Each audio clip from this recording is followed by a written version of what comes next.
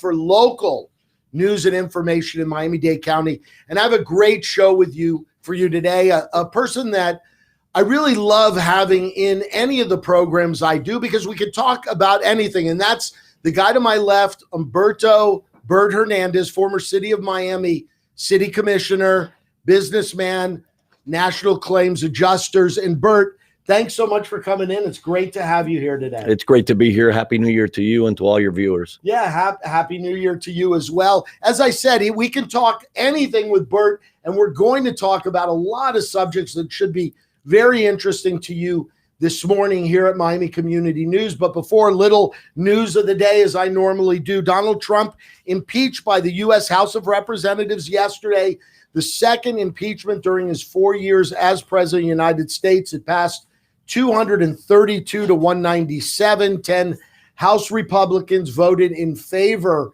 of sending the matter to the Senate, where it will need to get 2/3 votes in order to convict.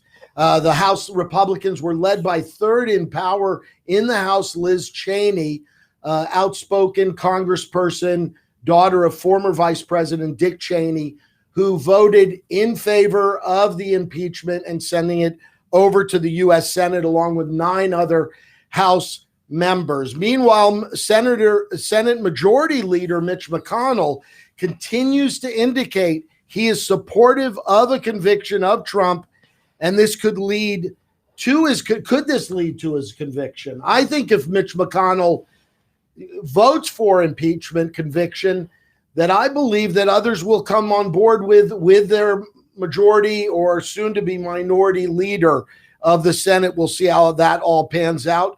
As Tropical Park just opened to provide vaccinations Friday, Zoo Miami will open and begin providing vaccinations from that location as well, adding to a growing list of locations, Hard Rock Stadium being another, that will be providing vaccinations for people that qualify at this point. Equipment failure at one of today's massive blackout by AT&T that caused hundreds of thousands of people in South Florida to lose their cellular and internet service. The outage is cured, and most people now can get that service back. And finally, in NBA news, James Harden from the Houston Rockets traded to the Brooklyn Nets, joining Kyrie Irving and Kevin Durant as the new big three in the Eastern Conference. And gosh, that might be the team to beat now in the East, with Kyrie Irving, Kevin Durant, and now James Harden, all on the Brooklyn Nets roster. So, let's talk a little politics, because I know you're a former politician, City of Miami commissioner, and you're still actively involved in politics, correct? I am. So let's talk a little bit about, I'd love to get your take on the impeachment of Donald Trump. There's one side of me, Bert, that says, what he did was horrific. He incited a riot. I mean, it's pretty evident. I've had that conversation with people about, well, did he really? Did he not? I heard the speech out in front of the White House, and the next thing you know, that mob of people is moving over to the Capitol, where they break into the Capitol and cause the melee last Wednesday. We all saw it, live and in person on TV. So there's the one side of me that says, we can't let this occur with the president of the United States. We can't let this occur. The other side of me says, is this just going to create more division between the two parties? And I'm curious of your take regarding that. I think it is. I feel just like you do. I think the president can't get a pass on what he has done. I think part of me says, listen, let's move on. He's got a week left in office. Let Biden and his administration move on. These first 100 days are going to be crucial. We have a lot of issues, and I think it's going to interfere in the new coming administration. It's going to really interfere with a lot of what Biden wants to do. I think there's a little bit more than to the impeachment, obviously.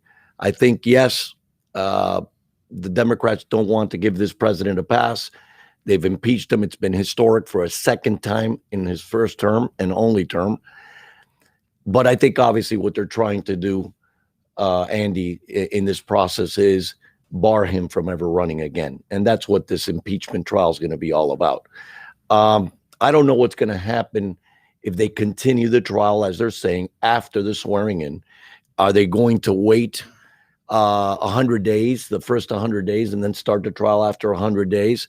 Does that lose a lot of muster, sex appeal in the political arena, wherein they're going to say, listen, you know what, let's forget about this. Let's move on.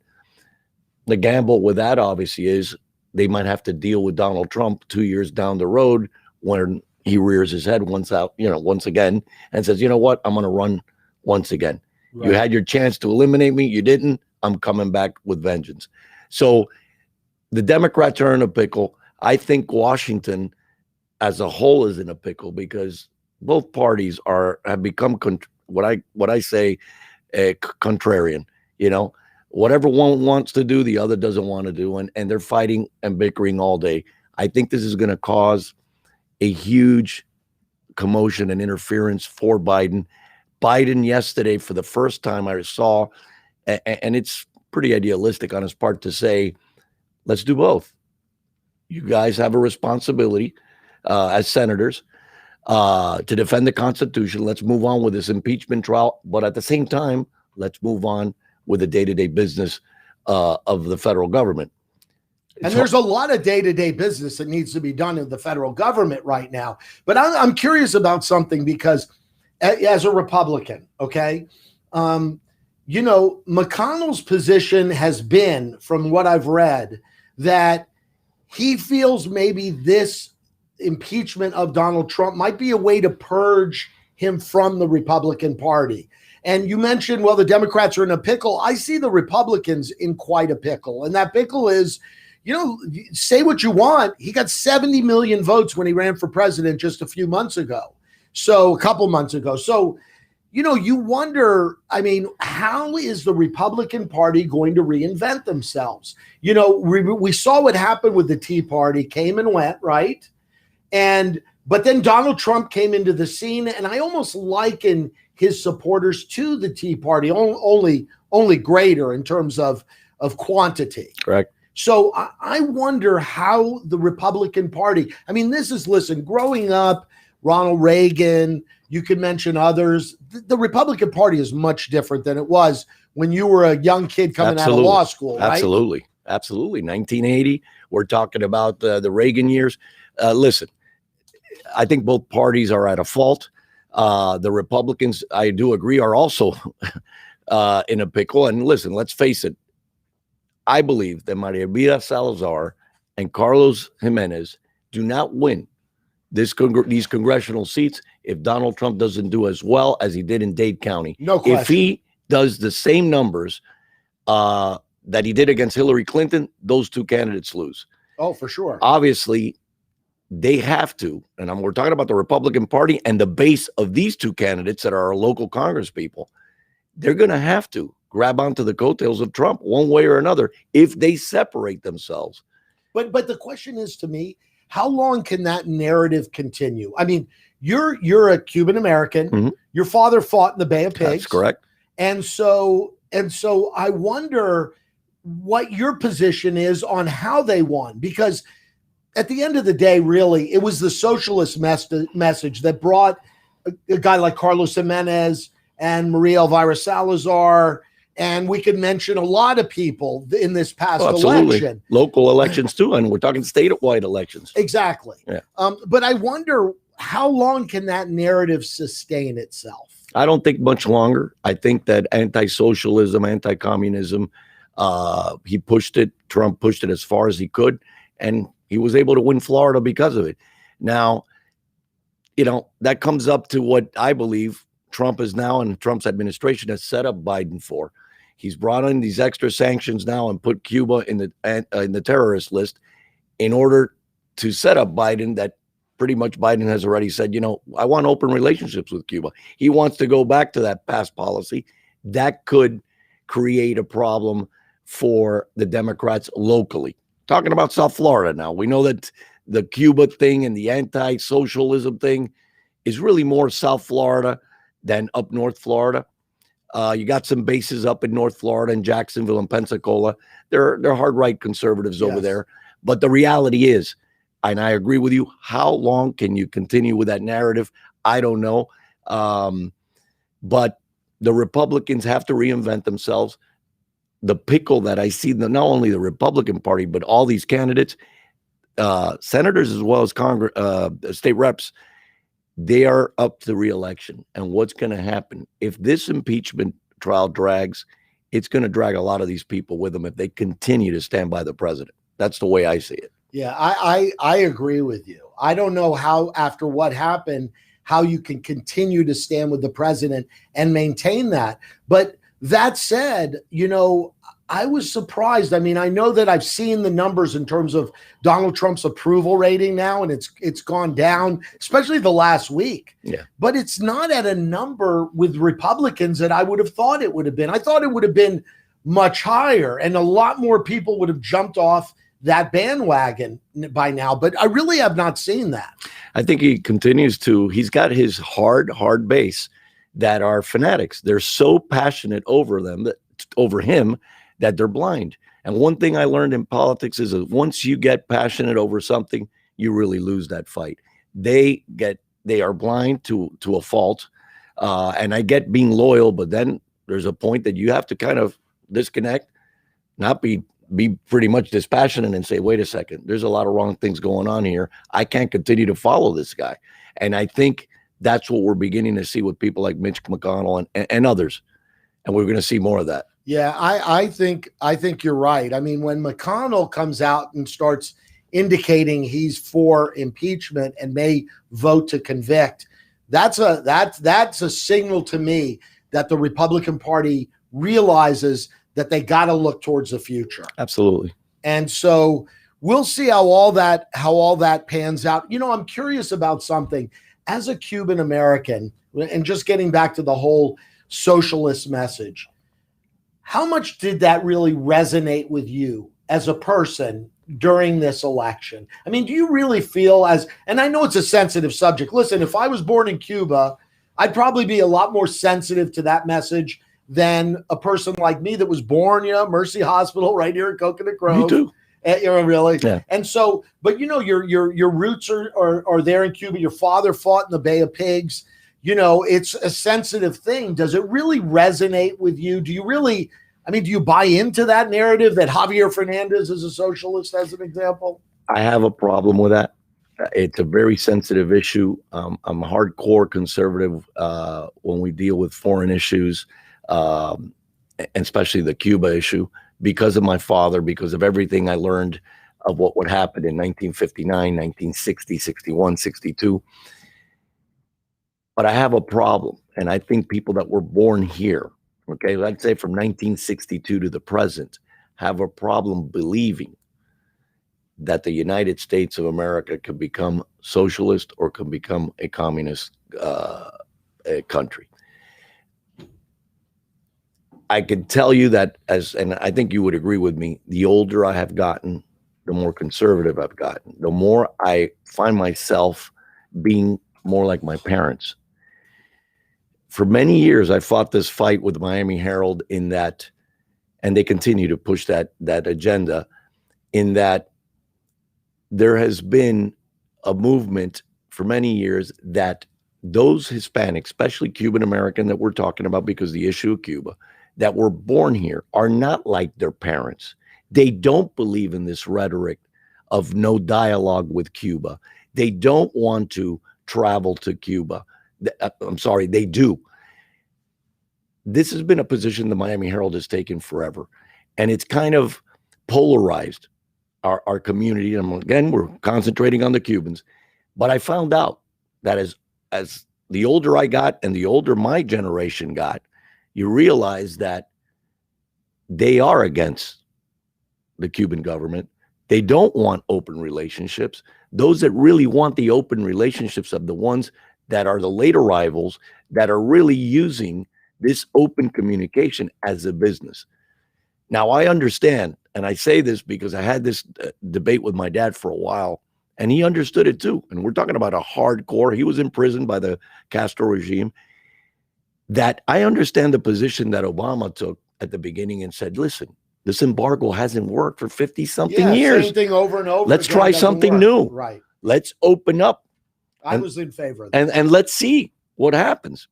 Now, Obama tried, and I think he himself agreed down the road that he made a mistake, that he took these people for their word, and they didn't do what they said they agreed to do with him.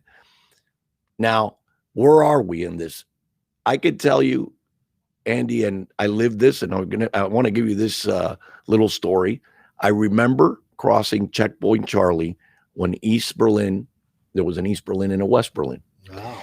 And I'll never forget when I crossed over from the West to East, the difference between communism and a democratic form of government. It was very stark there. It's stark. It is crazy. Yes, it was. It was. I still talk about it because I get chills about it. At the end of the day, when I came back, I told my dad, this is crazy. This city, which is divided, is exactly, it looks exactly like after the World War II finished. And I don't want to live in that kind of society. The people were scared. And we're talking about 1986. You could see it, the fear in their eyes. People were watching over them. And this came about as I got older. Now, something has to give. When we talk about Cuba politics and the Biden administration, I just think that, and I have to agree with you, how far are they going to continue to push this anti-socialism message? How far does it really provide dividends to the Republican Party? Here in South Florida, I think they can play it. The Republican Party can play it a little bit longer. I think it still will provide votes for them, but it'll get to the point that it's going to reach the end of the road. But I wonder, because my wife is Cuban American, and I see, her family, her father spent time in jail in Cuba, her mother and her sister, two sisters and one brother, older sister, came to the United States and was with her grandparents for many years, got stuck in Cuba and were not able to leave. And so I saw how that changed almost the dynamics of her family. But again, going back to what you said, the same thing, it was done for many, many years, and it provided no solution to a problem that persists, and that's communism in Cuba. But and then Obama came in and said, okay, we're going to change the course, but promises weren't kept. We all know that. Right.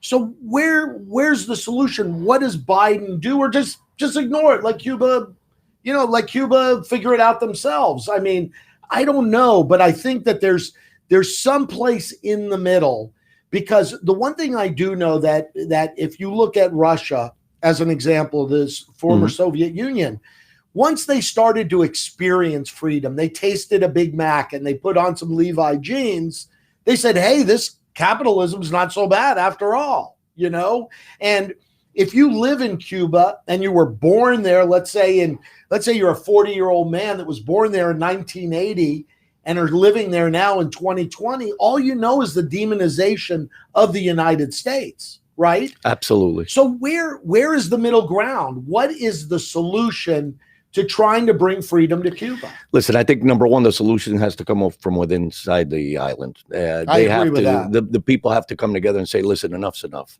We're one of the few countries that are landlocked. We can't go anywhere. People can't come see us. We can't put up a business. And obviously, I think technology has caught up with the communist regime over there. That's heard about. And I think, this is something that sooner than later, with the help of the United States, there could be a change in Cuba. I don't know if opening up is going to help. I think we need to continue the stranglehold so they can have economic issues that will bring some type of revolt from within the island, where the people are saying enough's enough. We want to move on. We want to live like the rest of the people in the world. There's got to be a happy medium here. But I don't think, and I'm telling you this, Andy, I'm a firm believer that dialogue with these people gets us nowhere. Right. It's a one-way street with them. So there should be no dialogue, because these people just don't believe in the way we think, the way we believe. their way's the right way, and they won't change unless the change comes from within. And you don't think there's any opportunity for common ground? That government is incapable of common ground? Absolutely. They're going to use us. They're going to use us again for economic reasons. They're going to get money from the federal government. They're going to get all kind of tourism dollars, and they're going to continue to do what they do, which is strangle their own people. Now you have, and I don't want to continue on this point, but I do have this question because I'm curious about it. You have your father, you have you. So your father, let's say, is, I don't know, 80 years old? 89. Oh, 89. God bless him. So you have your father's 89, you have you, and then you have your daughters, right? What are the daughters' perspective on this, or do they even care? Well, let me tell you something. We go back to the older you get, the more you start changing. Much to my surprise, my daughters are 26 and 29. The 26-year-old was a diehard Trumpster, Really? I couldn't believe it. She really believes that he is the right person for this country. She believes in this conservative nationalistic movement. And I can see, I've debated with her for a while regarding positions that Trump's administration has taken. And a lot of people believe that let's invest in our own, right? Let's go and become somewhat of a nationalistic society first, and then we'll deal with the rest of the problems. She was very much vested in this election. She was out there. She was working it. I was surprised because, again, it goes back to, you think, well, the younger people are much more open-minded. They're not going to feed into this whole rhetoric that's going on out there in this past election cycle. The older one was more open-minded. She was for Trump too, but she was a little bit more open-minded. And I think, it's hard to motivate the youth, as you know, to go out and get involved, to go out and vote. They're not young anymore, 26 and 29. We're talking about, I consider the 18 to 25 group. They're young adults. Yeah. But the generational gap that I thought there would be, once again, between my dad and me and my daughters really isn't there. Even with them at that age. Wow, that's something. It's again, a problem that I don't know how we're going to solve it, but a problem that's just, 90 some odd miles from our shore. So it's one that we always have to keep an eye on. Absolutely. Sure. I want to talk a little bit, if you're good with it, a little bit about your political career. Absolutely. Okay. And you were a city commissioner in the city of Miami. Ran a few times before you got, I think your third election was when you actually won office. Correct. And as I recall, correct me if I'm wrong, the first election you lost to Joe Carollo, if I'm not mistaken. 55 votes. 55 votes. Right. I was going to say by just a handful of votes. The incumbent was Victor DeUri. Right. Joe Carollo ran. I ran. And there was another candidate. I forget right now what the fourth candidate was. Kind of somewhat of a spoiler. Someone we know. I'm just trying, and she passed away. It was a female. I come in third place by 55 votes. We do a recount. And you came in second. I came in third. Third. I came in third because Joe came in first. The incumbent, which was Victor, was in second. And I was in third by 55 votes of reaching the runoff. They did a recount, and I gained 5 votes, but I fall short by 50. Gotcha. Carollo ends up winning and becomes commissioner. Becomes commissioner again. And then subsequently, correct me if I'm wrong, and I'm trying to remember all this. Mayor Steve Clark dies. That's correct. And then Carollo runs for mayor, and the seat opens up again. And that was what, a year or two later? Within a year. Within a year. Within a year of that election. What?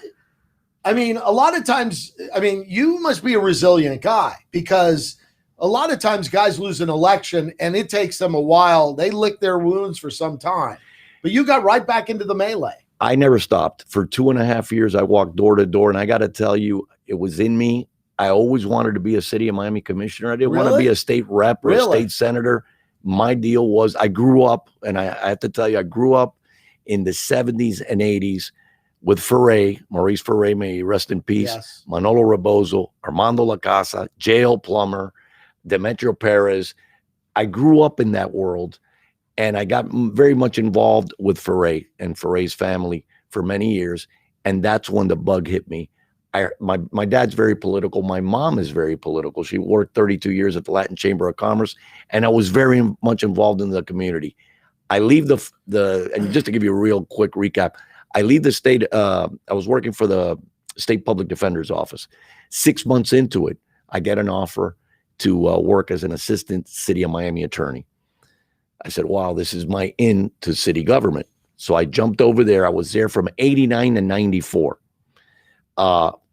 You can imagine, I actually replaced. So you really knew the inner workings of the government. Yes, I replaced your brother. Yes. I replaced your brother. He left to Holland and Knight. He was an attorney for the Sports and Exhibition Authority. Yes. So I replaced your brother. His vacancy gave me the opportunity. I come in.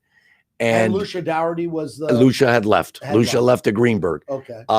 Which was replaced by Jorge Fernandez. Okay. And then Aquin Jones. I worked for both. I was there 5 years, and that's when I made my move to run for office. I run for office. I fall short, but I have to tell you, I walked Monday through Sunday through the heat of the summer. When I lose, it gave me even more impetus to run the second time around. Now, if you let me get into the story. Yeah, no, I want to hear this. What happens is Steve Clark passes away. Yes. Joe Carollo decides to run for mayor, and his seat is empty. It was a natural for me, the newcomer, to fill that seat. Well, at that point in time, there was a group of people that decided they didn't want me in there. And they brought in, and quite honestly, the history will tell what it was, is that Joe and I had a falling out after I endorsed him to win and beat Victor. That's not, by the way, that's no shocker. Then. Right. Okay. We had a run in, really what I consider really a ridiculous fallout. And he goes out and gets a candidate that he figured had to have a strong name in order to beat me, because I was the up and comer, continuing to knock on doors, and I was the next one in.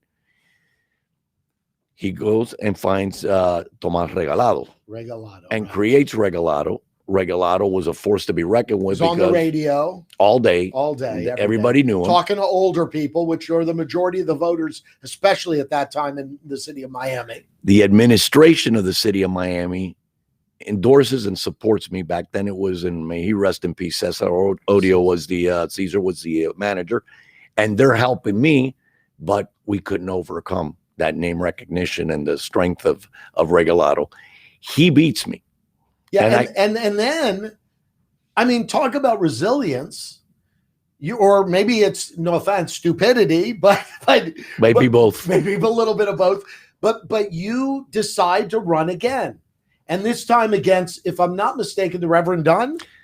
Well, there's a history there too. Okay. What happens is, within that year, within 2 years, 3 elections come about. And this third election comes about because Miller Dawkins is indicted. Right. And poor Miller Dawkins gets indicted. May he rest in peace. And it creates this open seat. Well, at the time, there was citywide elections. And yes, everybody kind of respected and spoke of the black seat, the African-American seat.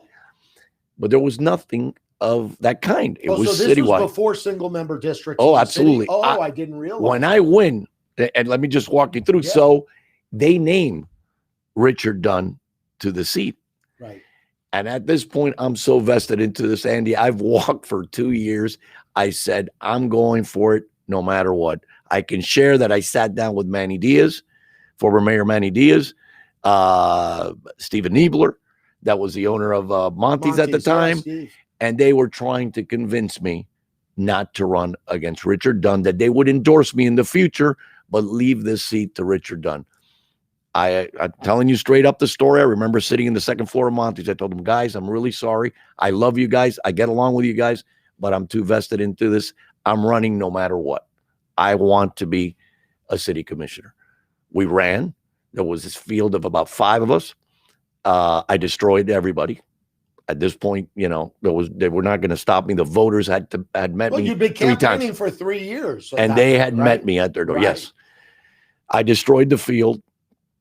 I get elected, and Pulse, the community group Pulse brings a lawsuit against the city of Miami to force us to create single member districts, which I was totally in favor So of. that was the impetus of the single member districts in the city of Miami, which now, have broken down the city in a way where you're pretty much assured that an African American person will be on that dais. Correct.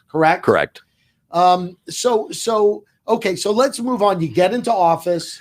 I get into office about 9 months into office. This is the first time that 9 months into office, I get indicted on a bank fraud charge. Lawton Childs suspends me, as he should have, suspends me. And here's where the stupidity part comes in. Ego comes in.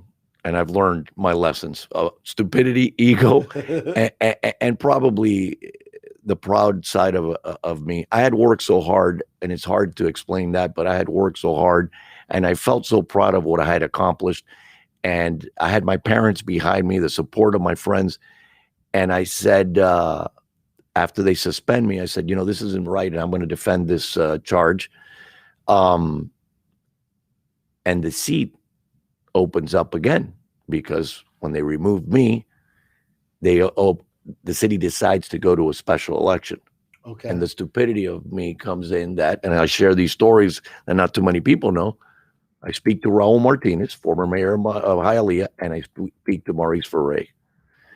They both tell me, Bert, I think, sit back, defend yourself. You have a political future, but don't run again. Big-headed, ego, proud. I run again. And I destroyed Miriam Alonso's daughter, former Miriam Alonso's daughter. I remember that. That was a dirty campaign, the real dirty. I destroy her, and Lawton Child says, if that's what the people want, that's what the people get. And he leaves me in office. Well. And were you still fighting these charges? Oh, absolutely. Okay. Absolutely. In the process. Which by the way, you mentioned Raul Martinez. It's not like that had never been done before in Miami, right? He had done it. He rest in peace, former Senator Albert Gutman. Right. Did the same thing. A great friend of mine. So I get back. I'm now more popular than ever. Javier Suarez beats Joe Carollo for mayor of Miami. Right. And here comes my second stupidity. Now I'm playing Monday morning quarterback. I go back to the well, and I talk to Ferre, and I talk to Raul Martinez regarding the chairmanship. Because Javier wants to make me the chairman of the City of Miami Commission. They both tell me, that's a hot seat. You're putting a bullseye on you. Just stay as a commissioner, lay low, and defend yourself. I took the chairmanship. You think that was ego-driven more than anything? Absolutely. Yeah. Absolutely. Isn't it amazing? And I want you to continue the story, but it really resonates with me. Isn't it amazing when we're young, the things that go through our mind, and we do, and then years later, we're about the same age, you look back on that and you go, how could I have been that pig-headed or ego-driven or whatever the case may be? You look back on it now, and the decisions now probably for you are very clear. Absolutely. Right? Absolutely. And it is a situation where you convince yourself and justify, I deserve it. Whether I deserved it or not, it really didn't matter. I should have not taken that position. I should have laid low, and probably, quite honestly, not have run and won again. Just should have stayed away. Right. Let me defend this thing. Let me clear my name. Get past it. And I'll come back. Right. So I become chairman, and then comes the whole 1998 debacle of the voter fraud, where Carollo leads the charge to unseat the election of Javier Suarez, because I had won by more than 6,000 votes. And there was no disparity in my election between the ballots and the people that went out to vote. Right. Usually, there's a huge disparity between the ballots and those that went out to vote. Right. A lot of times you see that the people that went out to vote didn't vote for the person that won in the absentee ballot, and there's some shenanigans. Right. In my case, It was even across the board. Okay. I killed them with absentee ballots. I killed them at the ballot At the ballot. at the polls. I'm sorry. So that comes about, and in comes this whole voter fraud indictment. They start indicting people. They charge me with 3 counts. I go to trial. I win 2 out of the 3 counts, the heavier counts, and I'm charged with a misdemeanor. Convicted of a misdemeanor, and they suspend me for the second time. They didn't have to, because the governor can make a choice. It's not a felony, a misdemeanor. That was still Governor Childs? At the time, it was Governor Childs. It was Governor Childs, because we were under an emergency order. We were in a budgetary crisis. Yeah, I remember that. And there was the Emergency Oversight Board that we were headed at the time. And then that's the end. That's the end of the story. At that point in time, I'm out. And that was back in 1998. What was it like those days? Because then you ended up going to prison. 4 years. And you were there for 4 years. 2 weeks. You probably know the exact amount of minutes. Yes. I mean, what is that like for a person mentally? You know, I'm close friends with a gentleman. His name is Jim Lasky. He's was the city clerk of Chicago and was on track to become mayor of Chicago. And he got involved in a scandal, a bribery scandal, went to jail. And the stories he told me about the federal prison that he spent time in were stark in terms of the treatment, the everything from the food he ate to the medical facilities there, et cetera, et cetera. Did it change your mind at all in terms of, were you a different person but after you came out of prison? Yes. Yes and no, and I'm going to tell you the yes part. Listen, number one, I lost everything. I lost all my, I lost my family, Right. Got divorced. I lost all my personal belongings. I lost all my property. I lost all my wealth. I lost everything. The only thing I didn't lose was my family. And when I mean my family, was my daughters, my mother and father, my intimate aunts and uncles, and a select few of friends. And let me just interrupt you for a second. When you say a select few friends, that's one thing that really hits me in a very unusual spot, because I have a very close friend. We all know Monty Traynor. Absolutely. And Monty, tax evasion, went away. Boy, there were a lot of people before he went away that were at those parties where he was buying bottles of, Dom Perignon champagne, and they were all lined up, his friends. But then when he came out, there was a very few that stood beside him. Did you feel the same way? Absolutely. You'd be surprised. And I got to tell you, there were some people that really surprised me, that when I got out there, they were there. People that I did not expect. I got to tell you, Andy, I helped a lot of people, and I have a strong base of support of friends. There were not a lot, because everybody, and let me tell you, give you an example.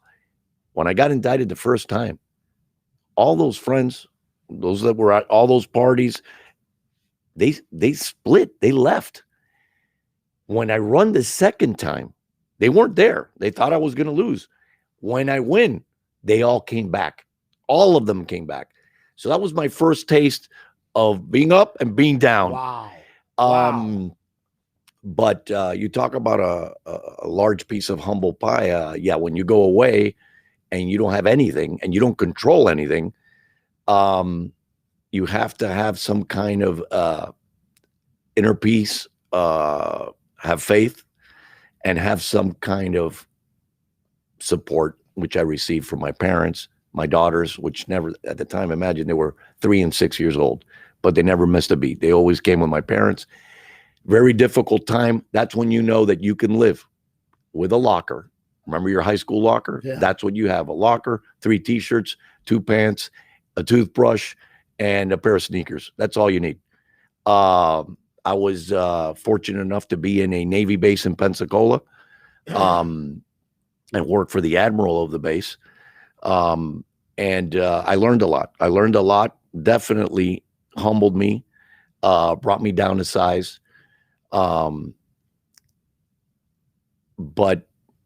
I've been able to help so many people from it. I've been a consultant for free to attorneys that represent people that are looking at an indictment or looking at prison time, to explain how the process goes, and that it's not the end of the world. But there has That's to be, great. you have to grab onto something to move you forward. And that's what I honestly, what I grabbed onto was my family. I wanted to live forward, come out, and take care of my daughters. That's really great, though, that you utilize that, that experience, you translated it into something that's positive for other people. Yeah. I really respect that a lot. Thank you. Did it, when all that was over and done with, did you still have that earning? Absolutely. To get back into politics? The moment I came out, I was dying to get back in it. I knew I couldn't get back in it immediately, but I really, really had that bug to come and redeem myself and prove to the community that I was born and raised here, that I could do a lot of good for you guys. And little by little, that kind of subsided. That subsided. It subsided. So you lost your law degree. Correct. But you sort of used your experience as a lawyer in the company that you now are a principal in, National Claims Adjusters, right? That's what I used to do. I used to defend the city of Miami in many Against occasions. Insurance claims? Correct. All the time. Remember, the city's self-insured, right? But at the same time, the city's got to defend itself from all kinds of lawsuits. And when I went to private practice, I continued that. So after everything happened, I came back out and I said, geez, this is an area that I can practice in without having to have a law license, and I can help a lot of people. And I've done, I can tell you, for the last almost 20 years, helped a lot of property owners overcome that hurdle that insurance companies put before them. And my God, is it a hurdle? It's crazy. I've seen it for years. I did, Pat Catania. Of course. East Coast. May he rest in peace. May he rest in peace. I loved Pat. One of the godfathers in the industry. Yeah. And I used to do a lot of work for Pat, and he became a close friend. But yeah, it's really a one-sided thing if you do not have the proper representation, and you really do know the business. I got to tell you real quickly, I was amazed at something you said to me at the beginning of the pandemic. I remember I had you in on the radio show, and you were telling me, and I have a vacation rental business. It's a tourist-based business. Mm-hmm. And the county, rightfully so, Carlos Jimenez closed, hotels. That temporary order closing hotels, vacation rentals, only allowing us to take in essential lodgers initially. And then there was a second closure when it spiked here in South Florida. And I remember you saying to me, I didn't have a loss of income policy for my business, so it didn't pertain to me. But you said, well, if you had a loss of income policy, and I know that the pandemic was sort of excluded from all those policies pretty much, right?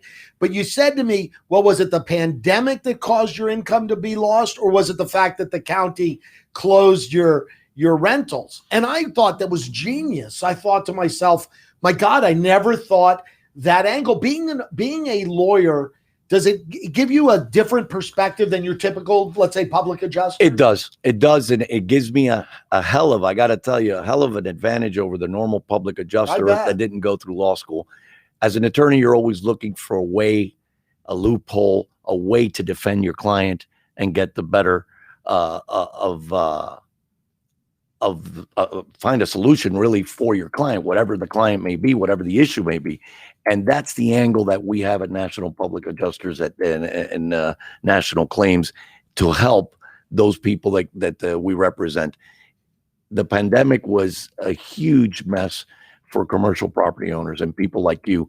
Because of that, is it the civil authority, the curfew set in place, that's causing the problem, or is it the pandemic? And we're still fighting that fight. Really? Yeah. Really. So just to talk, we only have a few minutes, and I want to talk about your business a little bit. Sure. So you guys are based here in South Florida, but I guess you're licensed all throughout the state. That's correct. Any other states that you're licensed in? Texas. Okay. Well, that's a good one, right? Yeah. And there's reciprocity with Georgia, with Louisiana, North Carolina, and South Carolina. We've done work in those states as well, but the crux, and Puerto Rico, by the way. Okay. We did a lot of work after Hurricane Maria, but the big two are really Texas and Florida, where we really hunker down and represent insureds. And is it I mean, there's claims going on every day. Every single day there's a problem. If it's not a fire, it's a broken pipe, it's a sprinkler system in a condo association that burst and floods 3 or 4 floors. I'm representing a guy yesterday, calls me, very nice body shop he holds in Alapata, high-end cars. They threw 16 Molotov cocktails at his place, burned 3 cars to a crisp, a Rolls Royce, a Viper, and a car I'd never heard of called a Fister. I don't know if you know yeah, it. I've seen them. Okay, yes. so we don't know. It's a criminal act. Something's going on there. We don't know if it's retribution, what's going on, but something happens to property owners every day with their properties. Right. So if anyone so let's say someone's watching today or watches this later, and after watching it, a pipe breaks in their house. What would be the one bit of advice you would give them as soon as that occurs? What would be the advice you'd give them? Call a professional. You don't have to call me. You don't have to but call a professional and get a free consultation. Listen, this is what's happened. Obviously turn the water or the main valve off, call a plumber. But reality is, after you settle and mitigate and stop the damage, call a professional and take their advice, because the bottom line, Andy, insurance companies are not our friends. They are not our friends. Their game is to slow down the process, delay, deny, don't pay. That is the motto, the pattern, the scheme of insurance companies. Right. And I learned with Pat doing lots of shows with him that the other thing is you got to be careful about is if the insurance company's sending in their adjuster, there might be things you say that void the claim that you have. Without a doubt, they grab on. Remember, they use a multitude of excuses not to pay or to delay the pay. If you say the wrong thing, whether at the inspection of your property with the insurance adjuster or in a recorded statement or what they call an examination of their oath, they will grab on to that wrong answer that you gave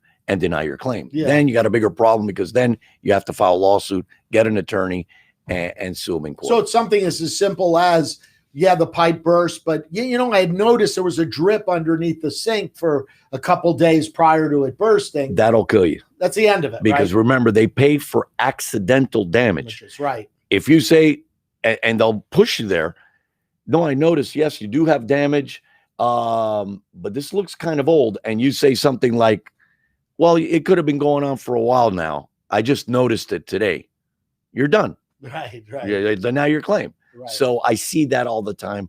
And listen, they don't act in bad faith. That they do act in bad faith. I'm sorry. I see it every day. Right. They really are trained to act in bad faith, to trick the consumer so they don't have to pay the property owner. Well, if they want to make that call to national claims, tell them how they can get in touch with you. 305-851-2251, 305-851-2251. That's for national claims. Correct. Bert, it's just amazing to me every time I talk to you that you actually went to Belen Jesuit. Being a LaSalle guy, I mean, Belen of all places, but and the old Belen, because if the new Belen it's got a campus. It's got. We had nothing. Yeah, remember when you were on A Street? That's correct. In that little pigeonhole there. Packer Pontiac. I don't even remember Packer Pontiac. Of course, which is now a Mario Murgado's place. That's correct. There. Brickell GMC and Honda and all that. But it's funny because back in the day when we were, about the same age, I think I maybe graduated from high school a couple of years before you, it was this bitter hatred between, but now it seems like we all get along. We do. The Belen LaSalle guys. It's those damn Columbus guys we hate. Yeah, that's our biggest problem now. Yeah, is those Columbus guys. Those damn arrogant Columbus guys, right? So maybe I'll get a few comments on that one. But Bert, I got to tell you, it's always a pleasure. Your stories are captivating to me. Hopefully they've been, of interest to other people. I think there's something to be said with people that, have gone through challenges in their life and have become better people through that. And I see that in you. I really do. Thank you. It's a testament to you. It's a testament to you as a as a professional, as a father, as a human being. Thank you. And so kudos to you on all of that. It's always a pleasure to come here, Andy, quite honestly. We could talk whatever you want. I mean, I could keep this conversation going on for years, but I see Tommy over here giving me the this sign, which, by the way, that's not politically correct anymore, Tommy. But I just want to say before we go, thank you for coming. And I want to say to you, anyone that's listening or watching this show today, it's about who we are as human beings. It's about how we redeem ourselves and how we become better after stumbles, after roadblocks in our life. We all have them. It's about what we do after the fact to become a better human being. So remember that.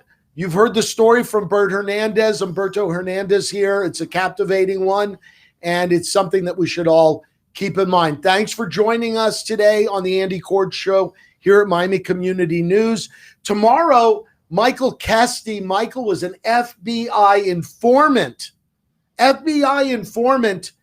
who helped bring down a pretty nasty political official, a mayor here in South Florida. And he's going to tell us that story, which is another very, very captivating story. So come back tomorrow, 9 a.m. right here at Miami Community News for that. And you have a safe and blessed day. See you tomorrow.